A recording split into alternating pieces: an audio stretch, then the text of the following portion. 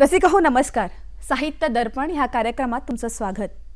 गोमंतक ही साहित्यिकांची भूमी आहे.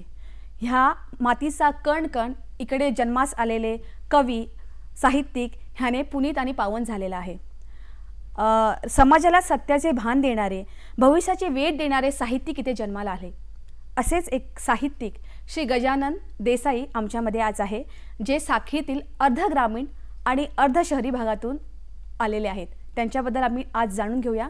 सर, आपलं स्वागत आहे.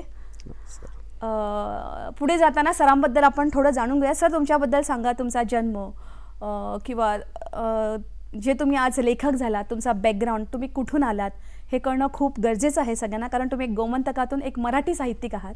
त्याच्यामुळे तुमच्याबद्दल थोडीशी माहिती द्या. माझा जन्म जो आहे तो डिसोली तालुक्यातील साळ या गावात झाला. माझं आजोळ मेंढकुरे या गावातलं.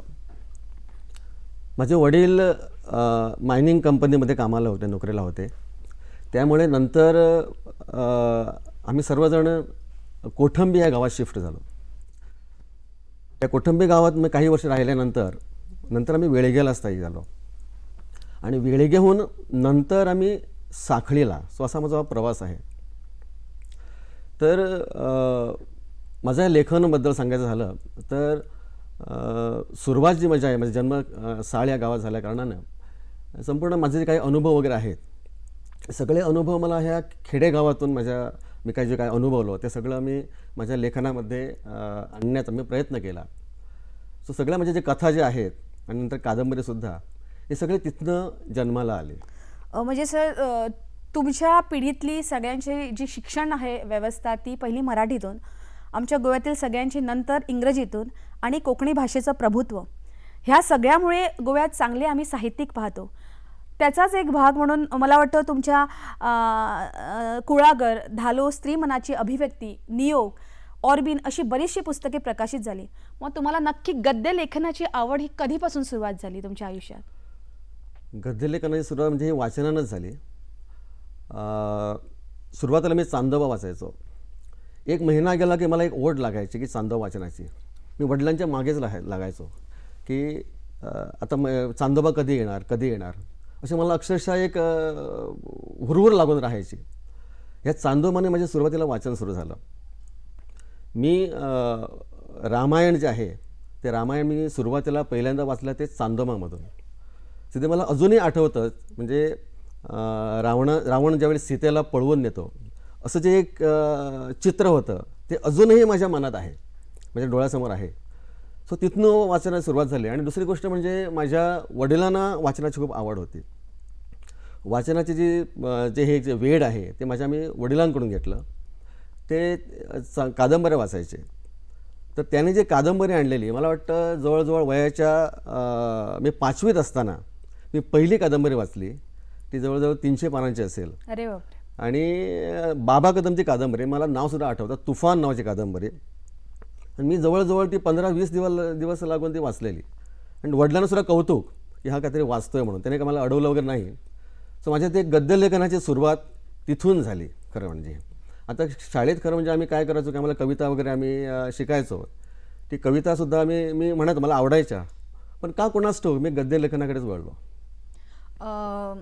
आता तुम्ही गद्य लेखनाकडे वळलात खरं, पण तुमचं पहिलं पिल्लू, मला वाटतं कुळागर तुमची पहिली पुस्तक प्रकाशन. हो. हां, मग पहिलं तुमचं बाळ जे जन्माला येताना तुमचा म्हणजे अनुभव कसा होता प्रकाशनाबद्दल?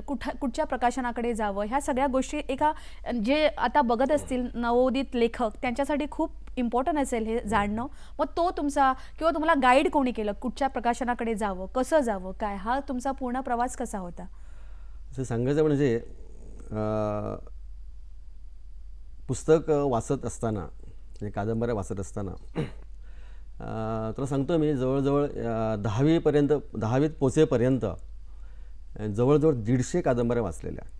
आणि मी काय करतो, मला एक सवय होती की एखादी कादंबरी वाचली किंवा एखादं पुस्तक वाचलं की ते एका डायरीमध्ये लिहून ठेवायचो.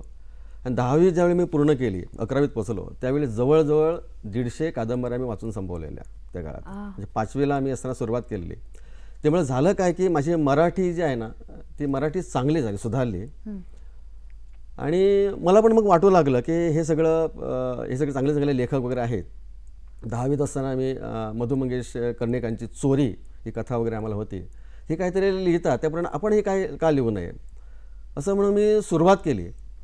आणि ती सुरुवात केल्यानंतर त्यावेळी कादंबऱ्या ज्या मी वाचन जे केलेलं त्या सगळ्या प्रेम कादंबऱ्या अशा शृंगारिक अशा प्रकारच्या होत्या. कारण तो काळच तसा होता. बाबा कदमच्या कादंबऱ्या, मग चंद्रकांत काकोडकरांच्या कादंबऱ्या, योगिनी जोगळेकर अशी जी कादंबऱ्या सगळ्या होत्या सगळ्या रंजनवादी कादंबऱ्या होत्या. या सगळ्या रंजनवादी कादंबऱ्या वाचत असताना मला पण तसंच लिहावं असं वाटलं आणि मी लिहू लागलो. जवळजवळ 20 ते 25 मी कथा लिहिल्या. हे कितवीत असताना? हे 11वीत 12वीत असताना 20 ते 25 कथा लिहिल्या. आणि त्या प्रसिद्ध वगैरे करायच्या हे मला ठाऊकच नव्हतं. तर मी फक्त लिहित गेलो. आणि त्या माझ्या लेखनामध्ये माझ्या काही मित्रांनी भर घातली. त्यांनी बघितलं की हा चांगले कथा वगैरे लिहितोय. म्हणजे त्या सगळ्या प्रेमकथा असायच्या. म्हटल्यावर मग ते मला सांगू लागले, अरे माझे वर्गमित्र असते, माझ्या एका मुलीवर प्रेम आहे वगैरे म्हणून. त्यावेळी ते प्रेम वगैरे काही नसायचं सांगायचं म्हणजे. ते फक्त एक आवड असायची ती. पण त्यांना वाटायचं अमक्या अमक्या मुलीवर माझं प्रेम आहे. म्हणून ते आमच्या दोघांवर तू एक कथा आली असे म्हणून. मग मी त्याचं नाव, त्यावेळी लहान वय होतं ना, त्याचं नाव आणि त्या मुलीचं नाव असं नाव करून एक वेगळ्या प्रकारची एक काल्पनिक अशी कथा लिहायचो. एकानं का सांगितल्यामुळे मग दुसरं सांगू लागला. असं जवळजवळ मग बरेच मी कथा लिहिल्या आणि ते ठेवून दिल्या. नंतर शिक्षणासाठी पुढं गेलो. मी माझे इंजिनिअरिंग पूर्ण केलं. आणि ते सगळं इंजिनिअरिंग पूर्ण करत असताना मी लेखनाकडे माझं थोडं दुर्लक्ष म्हणजे काय, वेळच मिळत नव्हता. आणि त्यानंतर नोकरीला लागलो. नंतर सांप्रदायिक आमचा पद्मनाभ जो संप्रदाय आहे, या पद्मनाभ संप्रदायामध्ये मी काम करू लागलो. त्यावेळी चंद्रकांत गावस, माझा मित्र, लेखक मित्र चंद्रकांत गावस, ह्यांच्याशी माझी ओळख झाली. आणि त्यांच्याशी ओळख झाल्यानंतर मग असे आम्ही स्कूटरवरनं फिरत होतो संप्रदायाच्या कामासाठी. त्यावेळी मग असं चर्चा चालायची, तू लेखक कसा झालास. कारण त्याची पाली कादंबरी त्यावेळी भरपूर गाजत होती चंद्रकांत गावाशी.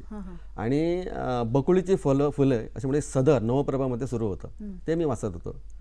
तर हा चांगला लेखक आहे. मग तो आपले अनुभव सांगू लागला. मग त्याला म्हटलं, अरे तुझे जे अनुभव आहे तू जे सांगतोस नेमकं तसंच माझ्याबरोबर पण घडतंय. मी पण एकदम वेडाच होतो वाचनामुळे. आणि हे असं सगळं आमचं चालू झालं. मग त्याला मी कथा ज्या होत्या माझ्या कथा मी चंद्रकांतकडे दिल्या. म्हणजे हे वाच, 1-2 कथा दिल्या. त्याने त्या कथा वाचल्या आणि मला म्हणाला की ह्या काय कथा आहेत, हे सगळं रंजनवादी, असलं साहित्य आता चालत नाही. मग कसलं साहित्य लिहायचं. मग मी लिहितो नवप्रभामध्ये, ते वाच. आणि आता हे सगळं तू जे वाचतोयस ना रेग्युलर बाबा कदम वगैरे सगळं बंद कर वाचायचं. आणि व्यंकटेश माडगुळकरांची एक कादंबरी बनगरवाडी ही वाच. बनगरवाडी म्हटल्यावर मग मी काय केलं की बनगरवाडी कादंबरी म्हणजे लायब्ररीमध्ये गेलो कॉलेजच्या आणि तिथून बनगरवाडी कादंबरी घेतली आणि वाचून काढली. म्हणजे हे सगळं विद्यार्थी दशेतच घडत होतं? नाही, हे नोकरीला लागल्यानंतर. विद्यार्थी दशेत मी कथा लिहिलेल्या, पण सगळ्या त्या रंजनवादी कथा. नोकरीला लागल्यानंतरची ही गोष्ट. म्हणजे ते बनगरवाडी कादंबरी वाचून संपवली. आणि माझ्या लक्षात आलं की मी जे काय वाचलेलं आहे मागच्या कितीतरी वर्षात, ह्याला काही अर्थ नाही. माझं वाचनाची माझी दिशाच बदलली. आणि ही वाचनाची दिशा बदलल्यानंतर आता जे काय लिहायचं ते म्हणजे लेखनाची दिशा बदलली. नंतर एक सुरेश वाळवेने एक जे माजी संपादक नवप्रभाचे, त्यांनी एक सदर सुरू केलेलं. आपलं नाव विसरलं. ते सदर सुरू केलेलं. ह्या सदरामध्ये सुवर्णमध्य ह्या सदरामध्ये एक छान अशा आपले अनुभव वगैरे यायचे काही लेखकांचे. मग त्याच्यावर मी लिहायला सुरुवात केली. जवळजवळ 20-25 ती छोटी सुवर्णमध्ये मी लिहिले. आणि नंतर मी कथा लिहायला घेतली. आता कथा जर लिहायची तर नेमकं कशी लिहायची. मग परत चंद्रकांतला विचारलं, आता म्हणजे कथा कशी लिहायची. तर चंद्रकांत मला म्हणाला की कथा तुला लिहायचं असेल तर तू कथा बीज शोध. आता कथा बीज म्हणजे नेमकं कशी शोधायची. तर तुझ्या अवतीभोवती काही गोष्टी वगैरे घडलेल्या असतील, त्यामध्ये तुला कथाबीज सापडेल.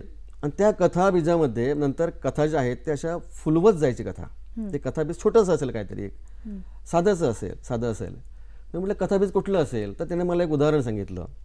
ते आपण आता म्हणतो की आपली आई आता घरात असते, 4 दिवस आम्हाला जवळ करत नाही, मग आम्ही आईला विचारतो, आई काय ग तू जवळ का करत नाही? मग ती काय म्हणते, कावळं मला मका कावळं आफोडला. हां. पण हे जे आहे हे कथाबीज होऊ शकतं हं. असं त्यानं मला सांगितल्यानंतर म्हटलं ठीक आहे. नंतर मी कथाबीज शोधू लागलो तर माझ्या लक्षात आलं अशी कितीतरी कथाबीजं माझ्या अवतीभोवती आहेत. माझ्या लहानपणात मी आमच्या खेडेगावात होतो, म्हणजे आमच्या साळ गावात होतो. नंतर आम्ही कोठंबीला आलो, तर तिथं तुझे काय अनुभव हे सुद्धा चांगले कथाबीजं होऊ शकतात असं मला वाटलं. आणि मग मी विचार करू लागलो, त्यामुळे काय करायचं, कुठली कथा लिहायची. एक गोष्ट मग मला एक आठवण झाली. मी एक माझा अनुभव सांगतो. माझी आई भरपूर स्ट्रिक्ट म्हणताची, म्हणजे तिला असं काहीतरी म्हणजे वाईट असं वागलं तिला खपत, एकदम शिस्तीची होती. आणि आम्ही ज्या गावात राहायचो, लहानपण माझं गेलं त्या गावात माझ्या बरोबरची मुलं जी होती त्यांच्या मुखांतर अक्षरशः शिव्यांचा स्रोत चालू असायचा. एक मोठी बहीण आपल्या धाकट्या भावाला स्वतःवरून शिवी द्यायची. अरे बाप, म्हणजे त्यांना ते वाटत पण नव्हतं की आपण काय जे बोललो ते शिवी असे आहे असं त्यांच्या लक्षात पण बोली भाषाच झाली होती, बोलीच भाषा झालेली ती. म्हटल्यावर मग ह्या शिव्या नकळत त्यांच्याबरोबर आम्ही ते गोट्याने खेळायचो, विट्याने खेळायचो. त्यांच्याबरोबर लागून त्या सगळ्या शिव्या माझ्यासुद्धा मुखातून फ्लो सुरू झाल्या. म्हटलं आई एकदम शिस्तीची होती, तिला हे सगळं सोसत नव्हतं. ती काय करायची, झाडू असायचा त्यावेळी तो किरसोणी म्हणजे झाडू म्हणजे तो ह्याचा आमचा हिरांचा, तो झाडू घ्यायचा आणि त्याला मुगडा म्हणायचो. जर परत शिवी दिलीस तू घरात तर ह्या मुगड्याने तुला झोडून काढेल. म्हटलं ही शिस्त ना. बाकी मला वाटतं बाकी सगळे पोरं सगळे हे करतायत, शिव्या वगैरे देत आहेत, त्यांचे त्या वडील त्यांना काही म्हणत नाही, आई काही म्हणत नाही. ही मला शिस्त येते. मला ते खूप जाचक वाटायचं, आवडत नसे मला. मग मी विचार करू लागलो, आता हे कुठे जातही नाही. बाकीच्यांच्या आया वगैरे असतात ते कुठं नाविलेलं जातात. कुठे गेली तुझी आई? तर नाविलेली गेली. तुझी आई कुठे गेली? तर आमोण्याला गेली. तिकडे जातात. ही कुठंच जात नाही, फक्त घरातच आहे. म्हणजे ती तुमच्या शिस्तीच्या मागे. आणि आम्ही गेलो तर बरोबर मग गावात जायचो, शाळात वगैरे जायचो, नाही तर आपण तिथंच थांबायचो कोठंबीला. मग झालं काय की एक मुलगा आलेला कुठल्या दुसऱ्या गावातून त्या गावात, आणि अशी चौकशी करता करता त्यानं मला सांगितलं, मला कळालं की तिची आई देवाच्या घरी गेली म्हणून. त्यावेळी काय कळत नव्हतं देवाचं घर कुठे वगैरे म्हणून. मग हिची आई देवाच्या घरी गेली. बाकी ज्यांची आई कुठे आंबोड्याला जाते, कुणाच्या नावीला जाते, आणि हिची आई देवाच्या घरी. मग त्याला मी विचारलं, तुझी आई देवाच्या घरी गेली ना, कधी येणार आहे? तर मला काही ठाऊक नाही कधी येणार आहे ती. ठीक आहे म्हटलं. मग मला आमच्या तिथं एक लहान मुलामध्ये एक भूताबाई म्हणून एक चांगली देव, ती कोणती मला माहीत नाही, आमच्या मुलामध्ये ती खूप म्हणजे पॉप्युलर अशी होती भूताबाई. ती कुठनं येते कोणाच ठाऊक. काही झालं तर आम्ही म्हणून भूताबाई तू पाव म्हणायचो. मग मी काय केलं की वडिलाकडनं दररोज 5 पैसे चॉकलेटसाठी म्हणून 5 पैसे 10 पैसे घेऊ लागलो दर दिवशी. आणि आमचं देवाचे वगैरे फोटो असतात तिथं, एक असं ते हे असतं आमची फळी वगैरे असते, त्या फळीवर 5 पैसे 10 पैसे ठेवू लागलो दरवेळी. आणि काय मागायचो, माझ्या आईला देवाच्या घरी लवकर घेऊन जा. अरे बापरे, म्हणजे ती शिस्त जास्त कडक झाली, आईचं प्रेम कमी पडलेलं. हो, प्रेम कमी असं नाही, प्रेम करायचीच ते, पण ते शिस्त मला ते नको वाटायचे, जाचकपणा वाटायचा. सो हा एक अनुभव होता माझ्या मनात. तुम्ही प्रकाशनाच्या बाबतीत मग आम्ही बोलत होतो, म्हणजे पहिला अनुभव हा माझा पहिला. म्हणजे आता मी ते माझं कथाबीज आहे ते कसं म्हणजे सुरू कशी कथा करते ते तुला सांगतो, नंतर त्याच्याकडे बोलूया. सर हे झाल्यानंतर ही गोष्ट माझ्या लक्षात होती. मग नंतर आईला वगैरे कळालं मला, मग ते हे झालं, तिला पण वाईट वाटलं, हा कसं मग हे करतो म्हणून. ही एक माझ्याकडे कथाबीज होतं. दुसरं एक कथाबीज म्हणजे असं कुळागर तुमचं विणत गेलं. विणत गेलं ते. सो ह्यामुळे झालं काय की आणखी एक अनुभव होता माझा, तो माझा प्रसंग लक्षात होता. दुरितांचे तिमिर जाऊन नाटक मी लहानपणी पाहिलेलं, त्यावेळी तो दिगू आई आई म्हणून हाक मारते, ही एक गोष्ट होती. सो ह्या 2 गोष्टी माझ्या लक्षात होत्या. ह्या 2 गोष्टी एकत्र करून मी पहिली कथा लिहिली. आणि त्यानंतर मग पुढच्या कथा मी लिहित गेलो, नवप्रभामधून छापत आलं. आणि नंतर ते पुस्तक रूपानं आणायचं असं माझ्या मनात विचार होता. पण माझा एक मित्र नारायण महाले कॉलेजमध्ये, तो मला म्हणाला की गोमंतक मराठी अकादमी पुस्तकं छापायला काहीतरी पैसे वगैरे देतात, त्यांचे एक असे हे आहे, एकतर पैसे द्यायचे नाहीतर पुस्तक छापायचं. त्यामुळे कथा ज्या आहेत चांगल्या कथा आहेत तो छापून तिकडे दे. पण मला आत्मविश्वास नव्हता माझ्याने, काय कसल्या ह्या कथा, या कथा म्हणजे मी काय तसं लिहिलं ते बघूया असं म्हणून मी त्याला असं टाळत गेलो. हा माझ्या मागच लागला की तुझे ते कथा आहेत त्या गोमंतक मराठी अकादमी पाठवून दे म्हणून, शेवटची तारीख अमक्या दिवशी आहे असं म्हणून. मग मी काय केलं की माझ्या मनात होतं की पाठवायचंच नाही म्हणून. तो दिसला नारायण म्हणाला की मी टॉयलेटमध्ये लपायचो असं जायचं. पण एक दिवस त्यानं मला पकडलं, सगळ्या कथा घेतल्या माझ्या आणि गोमंतक मराठी अकादमी नेऊन दिल्या त्यांना. सांगायचं म्हणजे त्या कथासंग्रहाला मला गोमंतक मराठी अकादमीचा 10,000चा त्यावेळी पुस्तक प्रकाशनासाठी मला अर्थसहाय्य मिळालं. त्यानंतर मग चंद्रकांत गावसची मी मदत घेतली आणि कोल्हापूरला जाऊन एक संपादक प्रकाशक पाहिला, त्याच्याकडनं ते मग पुस्तक प्रकाशन करून घेतलं. सर, तुमच्याबरोबर बोलताना तुमची प्रज्ञा किती जबरदस्त आहे. म्हणजे तुम्ही तुमच्या लहानपणाचे अनुभव तुम्ही पिक्टोरियल ग्राफिक्समध्ये सेव्ह केलेले आहेत. तो पण तुमचा अनुभव मला वाटतं तुमच्या कथांमध्ये खूप तुम्हाला महत्त्वाचा वाटला. मित्र हो, आणि एक सरांची गोष्ट म्हणजे सरांनी नुसतं आपल्यासाठी लिहिलं नाही तर आपली संस्कृती जपावी ह्याच्यासाठी सुद्धा त्यांनी खूप उपक्रम केलेत. त्याच्यातलं एक म्हणजे जसं आपण लहानपणी आईच्या दुधातून आपली बोलीभाषा शिकतो आणि अमृताच्या पैजेने जिंकावी तशी आपली शिक्षण पद्धतीसुद्धा मातृभाषेनंच होत होती. पण आजची जी परिस्थिती आहे विदारक आहे. इंग्रजी मीडियमने कुठेतरी शिडकाव केल्यामुळे संस्कृतीची नाळ तुटत चाललेली आहे. त्यात धालो उत्सव हा आमच्या गोमंतकीयाची आयडेंटिटी म्हटली जाते. त्याच्यासाठी त्यांनी उत्कृष्ट असं धालो स्त्री मनाची अभिव्यक्ती हे पुस्तक प्रकाशित केलं. असं ते का करावं असं वाटलं ह्याच्याबद्दलही थोडं तुम्ही सांगा.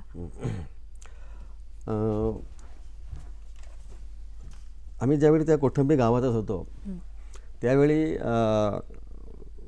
मी बघायचो की ज्यावेळी धालो सुरू झाले की माझी आई अस्वस्थ व्हायची. त्या कोठंबी गावात धालो सुरू व्हायचे आणि एरवी आम्हाला कुठे न सोडून जाणारी ही आई आम्हाला रात्री तिथे एकटी सोडून ही धालोनं रात्री जायची. तो एकच दिवस तुमच्यासाठी जायचं. ते 7 दिवस होते. 7 दिवस का 3 दिवस मला आठवत नाही, पण ही जायची रात्रीची कुठे आमच्या धालोला जायची आणि हे कोठंबी गावात जायची आणि परत मेंढकुराला तिच्या म्हणजे तिची माहेर जो होतं त्या माहेरमध्ये सुद्धा धालो असायचे. त्यावेळी त्या माहेरला ती जायची धालोला. एरवी कुठेही आम्हाला न सोडून जाणारी आई ही धालोसाठी जायची. म्हटलं ते धालो काय असेल मला तेवढे मी काही बघितलं नव्हतं रे, पण ही आई माझ्या मागच लागली की ह्या धालोवर एक पुस्तक लिही. याचे धालो नंतर ज्या आहेत ते काही काळानंतर ते सगळे गायब होतील, संपतील. ते एक पुस्तक रूपानं तू ते सगळं प्रकाशित कर असं म्हणजे मागं लागली. आणि पैसे वगैरे काय ते असेल ते मग ते कर तू सगळं, म्हणजे खर्चानं करायचं असं म्हणून ते होतं सगळं. मग ती जवळजवळ 4-5 वर्ष माझ्या मागले लागलेली ते ली असं म्हणून.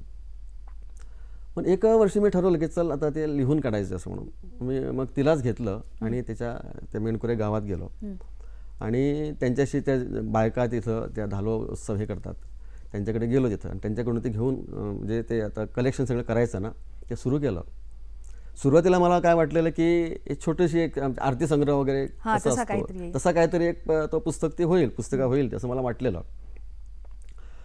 पण झालं असं की ज्यावेळी मी सगळं कलेक्शन करत गेलो त्यावेळी माझ्या लक्षात आलं की हे जे संचित आहे हा लोकवेद जे आहेत हे काही ते एका छोट्याशा अशा पुस्तकामध्ये सामावणारे नाही आहेत. हा ठेवा खूप मोठा आहे असं वाटलं मला. मी सगळं लिहून सगळं काढत गेलो आणि हे तर लिहून काढताना ते कसं असतं की ज्यावेळी ते वातावरण तयार होतं धालोचं त्याच वेळी ह्या स्त्रियांच्या मुखातून सगळे बाहेर पडतं. एरवी समजा तुम्ही तिकडे गेला आणि ते म्हटलं असं तर त्यांना ते लक्षात नाही इकडचं तिकडचं त्यांच्यामधला कवी जागृत होतो. त्यावेळी जागृत होतो आणि ते त्यांच्या लक्षात येत नाही. कधीतरी मध्यंतरी तुम्ही गेला तर धालोच्या वेळेला हे त्यांच्या अक्षरशः ज्यावेळी त्या तिकडे उभ्या वगैरे राहतात त्यावेळी त्याच्या मुखात असं बाहेर पडतं. सगळं पाठ असतं त्यांना ते. सो मी ते 1-2-3 वर्ष त्याच्यावर अभ्यास म्हणजे तिकडे जात राहिलो आणि ते सगळं लिहून काढत राहिलो. ते फक्त कलेक्शन होतं, तसं अभ्यास वगैरे तसं काही नाही त्याच्यामध्ये. ते सगळं कलेक्शन मी करत गेलो आणि नंतर पाहिलं तर हे म्हटलं छोटीशी पुस्तकं नाही होणार, ती मोठी पुस्तकं होणार आहे. आणि मी सगळं हे केल्यानंतर मी ते स्वतः प्रसिद्ध केलं आणि सांगायचं म्हणजे ते प्रकाशन करत असताना मला सिंधुताई सपकाळ त्यांच्या हस्ते ते प्रकाशन झालं. एक चांगला अनुभव. स्त्रीचंच पुस्तक एका माननीय स्त्रीकडून झालं हे हा मोठा तुमच्यासाठी आदर होता, सन्मान होता त्या पुस्तकाला. त्यानंतर आम्ही येऊया रसिक हो, मित्र हो, ऑर्बिन ह्या कादंबरीकडे. मी ह्या कादंबरीला मिळालेले म्हणजे संपूर्ण गोव्यात नव्हे तर महाराष्ट्रात ह्या कादंबरीने भरपूर प्रेम मिळवलं. ह्या कादंबरीने भयंकर पुरस्कार मिळवले. मी तर वाचून दाखवेन तुम्हाला, खूप यादी मोठी आहे. माय मराठी प्रतिष्ठान पुणे, अखिल भारतीय मराठी प्रकाशक संघ पुणे उत्कृष्ट कादंबरी, मराठी वाङ्मय परिषद बडोदा पुरस्कार हा प्रथम पुरस्कार होता, मराठी साहित्य प्रतिष्ठान जामखेड हा पण प्रथम पुरस्कार होता, आणि यशवंतराव चव्हाण योजनेअंतर्गत राजे सरफोज राजे भोसले बृहन महाराष्ट्र विभागाचा पुरस्कार. हे असे कितीतरी पुरस्कार ह्या कादंबरीने एका गोव्यातल्या सुपुत्राने महाराष्ट्राने दिले. राकट देशा, दगडांच्या देशा ज्या महाराष्ट्राला म्हटलं जातं, मी तर म्हणेन ह्या देशाला प्रेमळ देशा, साहित्यिकांच्या देशा. कारण गोमंतकातल्या एका कोकणी बोलणाऱ्या लेखकाला त्यांनी हा उत्कृष्ट सन्मान दिलेला आहे. तर सर, ऑर्बिनचा जन्म आणि महाराष्ट्रानं दिलेलं प्रेम ह्याच्याबद्दल तुम्ही सांगा.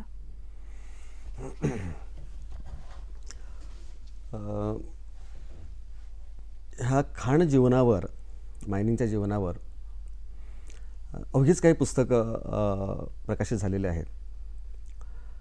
आमचं आवडीचं म्हणजे आवडतं पुस्तक खाण जीवनावरचं ते कोकणी अच्छेव, म्हणजे पुंडलिक बाप नायकांचं अच्छेव. ते मी खूप लहानपणी वाचलेलं. मला वाटलं मी त्यावेळी 10वीत 11वीत असेल त्यावेळी मी वाचलेलं ते एकमेव पुस्तक. नंतर काही मराठी 2 पुस्तकं होती, सुभाष भेंडेंचं एक आणि आणखी काही असं, पण ते तेवढं लक्षात आलं नव्हती. सर, माझ्या मनात होतं की काहीतरी कथा, मी पूर्वी कथाच लिहायचो, त्यामुळे मला वाटायचं की ह्यावर कथा लिहाव्यात, कुठल्या मायनिंगच्या विषयावर कथा लिहाव्यात. पण माझ्या लक्षात आलं कालांतराने की मायनिंगचा व्याप जो आहे तो इतका मोठा आहे की तो ह्या कथामध्ये मावणारा नाही. त्यासाठी कादंबरी लिहायला हवी. म्हणून मी चंद्रकांत गावस, आमचे विठ्ठल गावस, कथाकार विठ्ठल गावस यांच्याशी मी चर्चा करत होतो. तर काय एक कथा, एक कादंबरी वगैरे लिहायची तर कुठला विषय घ्यायचा. तर ते मला सांगायचे की तू ज्या मातीत जन्मलास, तू ते मायनिंगचं जीवन जवळून पाहिलंस, मग त्याच्यावर तू का लिहित नाहीस. चंद्रकांत मला सांगितलं की जर कादंबरी, उत्कृष्ट कादंबरी जर कोण लिहिल गोव्यामध्ये तर ते तूच लिहू शकतोस. अरे वा. इतकं त्याला माझ्याबद्दल तो आत्मविश्वास, त्यानं जे हे शब्द उच्चारले, हे त्यांना उच्चारल्यानंतर मला असं असेल म्हणजे मी लिहू शकतो याचा मला एक आत्मविश्वास निर्माण झाला. म्हणजे ठीक आहे, आज ना उद्या मी लिहीन. आणि झालं काय की मध्यंतरी असं झालं की कथा लिहित असताना म्हणजे मग खूप एक गॅप निर्माण झाला म्हणजे लिखाणातसुद्धा माझ्या. आणि माझा एक विद्यार्थी दयाराम पाडलोसकर म्हणून, हा खरं म्हणजे माझ्यानंतर खूप वर्षांनी लिहायला त्यानं सुरुवात केलेली. तर कवी, आणि लिहिता लिहिता त्यानं इतकी उंची गाठली की त्याला कितीतरी पुरस्कार मिळाले गोमंतकामध्ये आणि महाराष्ट्रामध्ये सुद्धा. तर तो मला परत म्हणायचा, अरे काय तू माझ्या अगोदर तू लिहायचास, आता मी बघ म्हणजे किती पुरस्कार घेतले, माझे बघ किती सगळे पुरस्कार वगैरे आहे तिकडे मांडून ठेवले आहेत, आणि तू एक पुस्तक लिहिलंस आणि कथा एवढ्या लिहिलं आहेस आणि एकच पुस्तक आहे तुझं, आणि आता कुठंतरी हे सगळं झालोस श्रीमनाजी, मग तू कधी लिहिणार. मला चिडवायचा, बघ ना मी कुठं पोचलो, कुठं असं काही चिडवायचं मला, म्हणजे मला राग यायला पाहिजे म्हणून. एका अर्थाने लेखक इगो त्याने तुमचा जागृत केला. हो, लेखक इगो जागृत केला एक झालं. आणि कसं असतं, मला एक त्यानिमित्ताने गोष्ट आणखी आठवली, म्हणजे अनुभव आठवला. मी त्यावेळी शाळातल्या गावात जायचो चतुर्थीला वगैरे, त्यावेळी पाऊस तेवढं पडत असायचा आणि थंडी असायची गावात. आम्ही उठल्याबरोबर, मी आणि भाऊ काय करायचो, उठल्याबरोबर आजी आमची चूल पेटवलेली असायची, तर चुलीच्या ढगाला जाऊन बसायचो. कधी कधी काय व्हायचं की आम्ही लवकर उठायचो, तिकडे गेल्यावर मग दिसायचं की तिकडं फक्त एक तो गोबरच असायचा. मग ते गोबरातनं काय करू, आम्ही सगळे ते गोबर बाहेर काढायचो.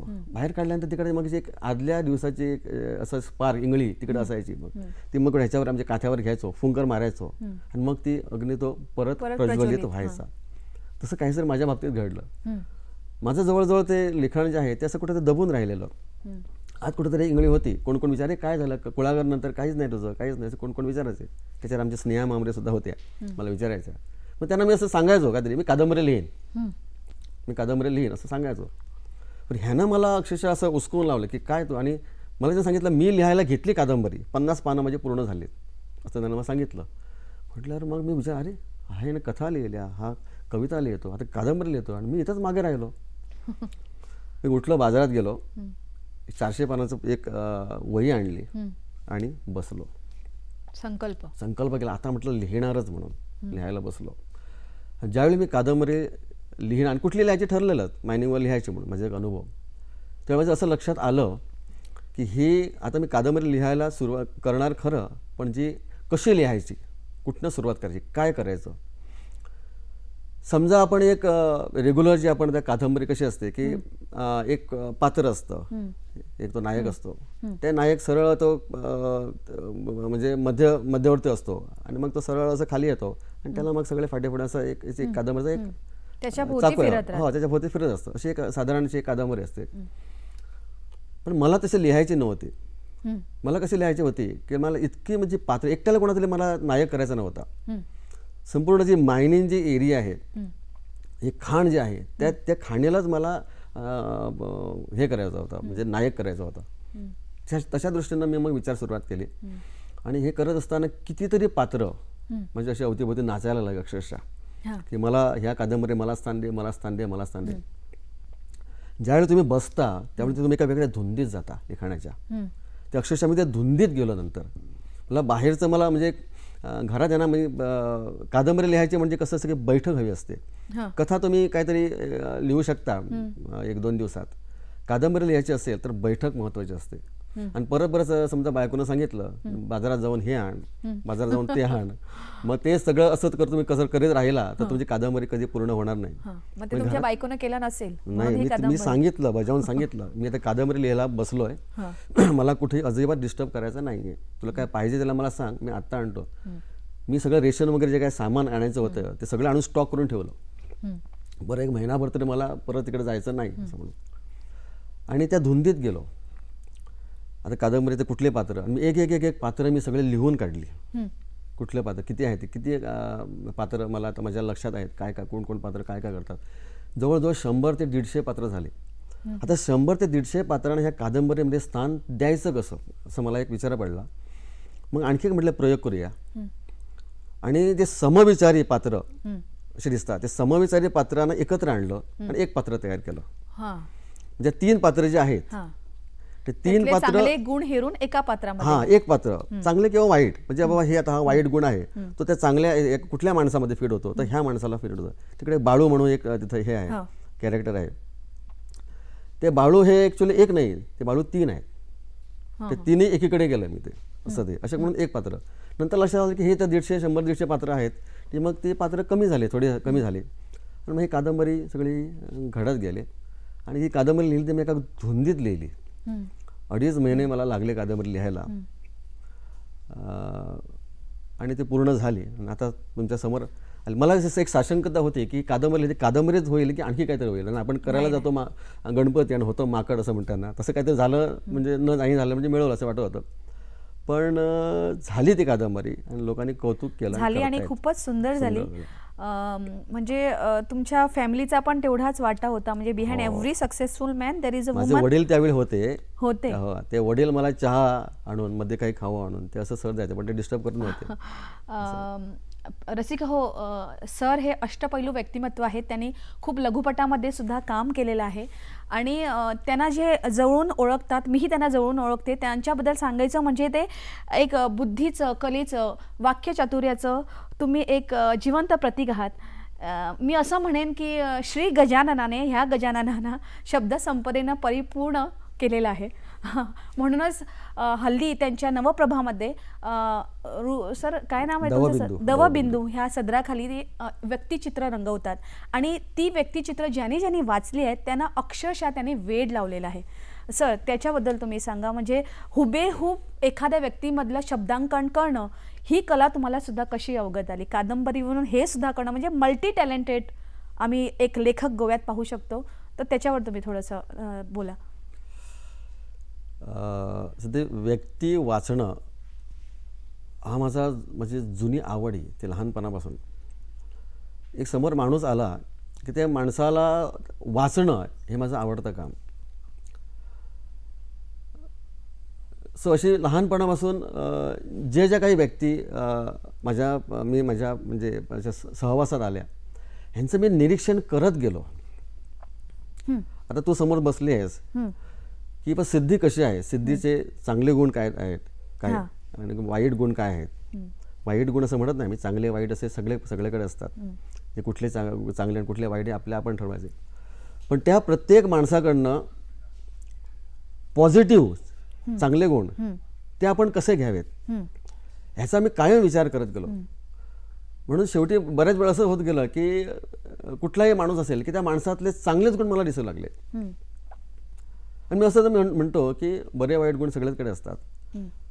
दुसऱ्याकडून आपण काय शिकायचं तर चांगल्या चांगल्या गोष्टी शिकायच्या. आपण मार्केटमध्ये जातो भाजी घ्यायला वगैरे, खूप अशा भाज्या असतात, आपण सिलेक्ट करायचं तुम्हाला काय वाटतं, तुम्हाला काय पाहिजे ते. सगळंच बाजारकडे आपण घरी घेऊन येत नाही असं आहे. त्यामुळे कुठला माणूस भेटला की त्याच्यातले जे काय चांगले गुण आहेत ते आपण लक्षात ठेवायचे. ज्यावेळी हे दवबिंदू सदर सुरू कर असं म्हणून मला आमच्या अनिल लाडने सांगितलं नवप्रामामध्ये, त्याच्या अगोदर जवळजवळ 8 ते 10 ही व्यक्तिचित्र मी लिहिलेली होती. म्हणजे पुस्तक रूपानं ती प्रसिद्ध करायची. ते आमच्या नवप्रभामध्ये वगैरे सुरू द्यायचं माझ्या काही मनात नव्हतं. ते 8-9 लिहून काढलेली. आमच्या साळ गावात एक शंकर म्हणून एक क्लीनर होता एका बसमध्ये. मी सुरुवात खरं म्हणजे तिथनं गेली. तो चांगला माणूस होता. तो आम्हाला खूप मदत करायचा. म्हणजे आम्हाला बसमध्ये बसवा, परत वेळ कोठंबीला केला वेळ केला तिकडे पोचवा, परत येत असताना आम्हाला घेऊन या, असं सगळं व्यवस्थित तो करायचा तो. सो ते त्याचं ते व्यक्तिचित्र आहे ते मी पहिल्यांदा लिहिलं. म्हणजे तो मनास असा ठसलेला तो शंकर. असं वाटतं की ह्या माणसाने इतकं आम्हाला चांगल्या गोष्टीला आम्हाला इतकी मदत केलेली आहे, म्हणजे बसमध्ये येणं जाणं वगैरे. सो ह्याच्याकडून ते कुठे कृतज्ञता व्यक्त करावी असं माझ्या कुठेतरी मनातून मला वाटायचं. त्यामुळे मी ते व्यक्तिचित्र पहिलं लिहिलं. नंतर आमच्याकडे एक भटीण आई आमच्याकडे होती, त्या भटीण आईचं एक होतं ते लिहिलं. त्यानंतर ते दुसरं लिहिलं. तिसरं जे व्यक्तिचित्र होतं आमच्या एक प्रसंग माझ्या लक्षात राहिलेला. ते गंगू म्हणून धनगरीण होती, ती दूध वगैरे घेऊन यायची. सो ते कोकण दुधी वगैरे विकायची. सो त्या कोकण दुधीवरनं मला एक असा प्रसंग लक्षात राहिला. म्हणजे लहान लहान माणसं आहे ती एक वाक्य उच्चारलेली. ते वाक्य अक्षरशः म्हणजे खेळात ठोकावं ना तसं माझ्या डोक्यात असं पक्क बसून राहिलेलं. ते एका बाईकडे भांडत होती, शेजारच्या बाईकडे. आणि ती काय म्हणाली की तू माझा कोकण दुधी आहे ना, तो इतका चांगला माझा कोकण दुधी, मी त्याला विकला. तो त्यावेळी कसं असायचं की कोकण दुधी नेऊन दिला की ते लगेच पैसे देतात असे नव्हते. ते नंतर कधीतरी मग द्यायचे असं वगैरे होतं, उधारी होती. तो विश्वास होता. तिनं तर शेजारणीला कोकण दुधी दिलेला. आणि ती सांगायला लागली की ते कोकण दुधी कुसला एक 4 दिवसानं. मग ती धनगरी गंगू एक वाक्य उच्चारले, माझा कोकण दुधी तू कुसलाय, खराब झाल्याशी तू म्हणतेस ना, तो खराब होणं शक्य नाही. तू असं का बोलतेस, तर माझी आठवण तुला आयुष्यभर राहावी म्हणून तू हे सांगतेस. ह्या कोकण दुधीवरनं माझी आठवण तुला आयुष्यभर राहील, हे ती वाक्य उच्चारले. त्या बाईला एक गंगूची आठवण राहिली की नाही मला माहित नाही, पण तुम्हाला मला एक पक्की माझ्या लक्षात राहिली. म्हणजे खोटं बोलू नये आणि कोणी कष्ट करणाऱ्याला मोबदला द्यावा. मी त्याच्यामागे तुमचा एक संस्कार होऊन गेला. मी तो संस्कार माझ्या कायम अजूनही माझ्या ह्याच्यात आहे. मी आता ही आमची कोणती गावातली वगैरे भाजी वगैरे विकायला बसतात, मी अजूनही त्यांच्याकडनं बार्गेनिंग करत नाही. आपण वाणपण म्हणतो ना कोकणीत, अजूनही मी बार्गेनिंग करत नाही. त्यांनी सांगितलं तेवढे पैसे दिले आणि घेऊन आलो अजूनही. तर ह्या सगळ्या ज्या गोष्टी होत्या त्या सगळ्या वेगवेगळ्या सगळ्या त्या दवबिंदूमध्ये आता येऊ लागल्यात. म्हणजे सर ऑरबिन नंतर हे व्यक्तिचित्र पुस्तक रूपात यावं आणि मी नक्की मला खात्री आहे की ह्याच्याहून जास्त पुरस्कारही त्याला मिळतील, कारण एवढी सुंदर त्यांनी व्यक्तिचित्र रंगवली आहेत. सर 2 शब्द सांगते. मराठी असे आमोची माय बोली, जरी आज ती राजभाषा नसे आज ऐश्वर्य ह्या माऊलीला, यशाची पुढे दिव्य आशा असे. मराठी राजभाषा व्हावी, ह्याच्यावर काय तुमचं मत आहे? हा जो विषय आहे राजभाषेचा, हो पूर्णतया राजकीय प्रश्न आहे. हा राजकीय प्रश्न आहे. आता मराठी राजभाषा झाली तर आम्हाला खूप आनंदच आहे. आणि सांगायचं म्हणजे पोर्तुगीज काळातसुद्धा त्यावेळीसुद्धा मराठी भाषा होती. त्यावेळी काही राजभाषा नव्हती आणि फक्त राजभाषा होऊन काही फायदा भाषेचा होतो ह्या विचाराशी मी सहमत नाही आहे. आता सांगायचं म्हणजे आता मी टीका वगैरे काय करत नाही आणि कोकणीचा राजभाषा झालेली आहे, असं सगळं राजकीय आश्रय आहे. पण आपण बघितलं तर मागच्या आता कितीतरी वर्षात जेवढी कोकणी पुढे जायला पाहिजे होती, मी म्हणतो कथेच्या माध्यमातून म्हणा किंवा कादंबरीच्या माध्यमातून म्हणा, तितकी गेलेली आहे का, हा एक प्रश्न आहे. हा विचार त्याच्यावर जे आमचे मोठे जे कोण आता कोकणीचे लेखक वगैरे आहेत त्याच्यावर विचार करू शकतील. आता गोमंतकात बघितलं गेलं तर पेपर जे आहे वर्तमानपत्र आहेत ती बहुतेक करून मराठीतच चालतात. तो राजभाषा झाली किंवा न झाली तसा काही मोठा काहीतरी फायदा होणार आहे अशातला काही भाग नाही. सरकारकडे फक्त एक कुठलं तरी एक मराठी बाबतीत एक कुठलं तरी एक सहकार्य असलं की झालं. आज तुम्हाला सांगतो मी, मराठी जे कोण लिहितात त्यांना पुरस्कारासाठी महाराष्ट्राकडे पाहावं लागतं. आता मी मराठी लिहिली, मी काही कादंबऱ्या लिहिली, एक कादंबरी लिहिली, सगळं लिहिलं, मला पुरस्कार आहे ते कुठनं मिळाले? महाराष्ट्रातनं मिळाले. एक माडगावची संस्था सोडली तर मराठी पुस्तकासाठी पुरस्कार देणारी एकही संस्था गोमंतकामध्ये नाही आहे. सरकारनं सुद्धा पुरस्कार बंद केलेले आहेत. कोकणीसाठी भरपूर आहेत ते. ह्यासाठी मला वाटतं की समजा मराठी राजभाषा झाली तर आज जे काही आम्ही इकडं मराठीमध्ये लिहितो, कारण भाषा जी आहे ती फक्त भाषा व्यक्त होण्यासाठी आहे. भाषेनं तुम्ही व्यक्त व्हा, तुम्ही मग ते मराठीतून व्हा व्यक्त, कोकणीतून व्यक्त व्हा, नाहीतर मग आणखी कुठल्याही भाषेतून तुम्ही व्यक्त व्हा. व्यक्त होणं हे खूप गरजेचं असतं. आमच्याकडे खरं तर सरांकडून जाणून घेण्यासाठी खूप काही आहे, पण वेळ थोडासा कमी आहे. तर सर, लेखन हा फावल्या वेळेतला छंद नसून एक ते खरं तर तपस्या आहे. तर नवोदित लेखकांना तुम्ही जाता जाता कोणता सल्ला द्याल? मी इतकं सांगू शकेन की आज आम्हीचं वाचन जे आहे ते खूप कमी झालेलं आहे. मी लिहू का लागलो तर मला वाचनाची आवड होती, भरपूर वाचन केलं. हे वाचनामुळे माणूस समृद्ध होतो, माझी भाषा समृद्ध झाली, मी स्वतः समृद्ध झालो असं मला वाटतं. कारण वाचनाने इतकी पुस्तकं मी वाचलेली आहेत. आज आपण बघतो की आजकालची मुलं सगळी मोबाईलवर आणि फेसबुकवर ह्या सगळ्या गोष्टीवर सगळे आपला वेळ खर्च करतात. मी त्यांना इतकं सांगू शकतो की तुम्ही वाचाल तरच तुम्ही वाचाल असं म्हणतो. कारण तुमच्याकडे सिलेक्शन असतं, तुम्ही काय वाचायचं हे तुम्ही ठरवू शकता. आणि हे व्हॉट्सॲप फेसबुकवर सगळं जे काही येतं ते तुम्हाला वाचत जावं लागेल. आणि त्याच्यामध्ये TV सिरियल्सवर आम्ही पाहत असतो, एक जी व्यक्ती आहे, एक व्यक्तिरेखा आहे, ती व्यक्ती आज अशी वागते ते उद्या काहीही वागते. वाचाल तर वाचाल, ह्यावर आम्ही थांबूया. नामा म्हणे ग्रंथ ज्ञानदेवी श्रेष्ठ आहे, एक तरी ओवी अनुभवावी. त्याप्रमाणे तुम्ही ही सगळी पुस्तकं सगळ्यांनी विकत घेऊन वाचावी आणि ह्यासारखे प्रतिभावंत जे लेखक आहेत त्यांच्या साहित्यांना तुम्ही प्रेरणा द्यावी. सर, तुम्ही इथे आलात, आमचं साहित्य दर्पण तुम्ही खरंच दर्पण दिलं, गोव्याचं दर्पण दिलं आणि नवोदित लेखकांना तुम्ही चांगलं मार्गदर्शन दिलं. त्याच्याबद्दल तुम्हाला DD दूरदर्शनतर्फे तुमचे खूप खूप आभार. धन्यवाद.